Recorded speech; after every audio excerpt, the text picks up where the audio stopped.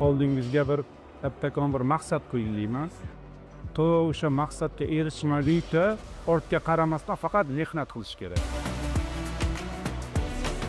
Omad kelishini, osonlikcha YouTube'ga erishishlarini kutmasliklarini aytgan bo'lardim. 99% mehnat qilib, 1% omadga ishonchlarini aytgan bo'lardim. Chunki sportchilar hammasi mehnat bilan birga bo'ladi. Sportga kirib kelish tarixim ko'rish qobiliyatimni yo'qotganimdan keyin boshlangan. 15 yoshgacha sog'lom bo'lib kelganman. 100% ko'rish qobiliyatlarim joyida bo'lgan.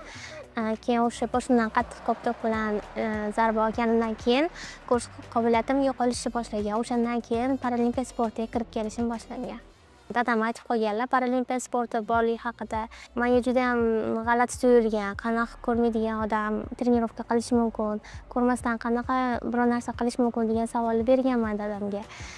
Keyin bor shunaqa sportchilar deb meni qiziqtirishga harakat qilishgan. Professional darajagacha chiqishim xayolimga ham kelmasdi. Faqat uydagilarim shu tushkunlikdan chiqib ketishim uchun, chalg'ishim uchun meni sportga qo'yishgan. O'zim ham shu maqsadda kelganman.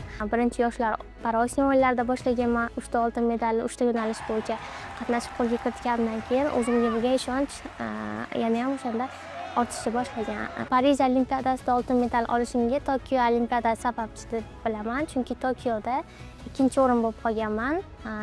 9 santimetr yutqizganman braziliyalik raqibimga. O'shanda ham xursand bo'lganman, ham yig'laganman. Nimaga? Chunki birinchi o'rinni rosa olgim kelgan. Unda birinchi yosh ishtirokchi bo'lganman. 22 yoshimda olimpiadada ishtirok etganman. Bo'larkanki mana birinchi o'rinni qo'lga kiritsam deb havasim kelgan. Birinchi o'rin olgan sportchilarga bu olimpiada men yutaman, birinchi o'rinni olaman, birinchini hech kimga bermayman degan o'sha kundan boshlangan menda juda ham katta motivatsiya. Ko'rmaganimiz uchun trenirovkalarning har bitta narsasi biz uchun qiyin bo'ladi, chunki professional darajaga chiqishimiz kerak. Bu professional daraja qanaqa? Biz uchun sog'lom inson qanday harakat qilsa, biz ham xuddi shunaqa harakat qilishimiz kerak. Bu bir kunlik kun emas, bu 8 yillik mehnatdan keyin olingan oltin olimpiadaniki. Bir kunlik trenirovkani qoldirish ham, bir kunlik rejani buzish ham sizni maqsadingizga erisha olmasligingizga sabab bo'ladi. Sport hayotimning yarmi oilam bo'lsa, yarmi sport bo'ladi. Armreslingga qiziqqanman boshida. Sababi o'sha to'g'risi televizorga ko'rib qiziqardim. Armresling sport turi bilan o'zim uyda shug'ullanardim.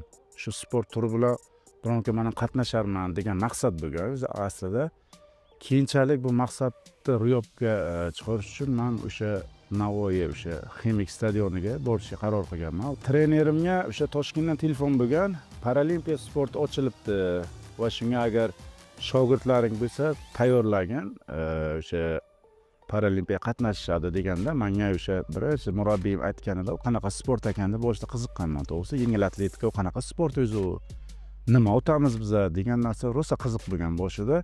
O'sha birinchi o'sha 2009-yil Toshkentda o'sha musobaqa bo'lgan, O'zbekiston chempionati, o'sha xalqaro paralimpiya qo'mitasi shaxsan butun respublikani chaqirib o'sha paralimpiya O'zbekiston chempionati bo'lganda o'sha birinchi qatnashishimda o'sha birinchi o'rinni olib birdaniga o'sha sbornik komandaga qabul qilishgan va shu bilan meni sportim boshlangan va qiziqishim boshlangan.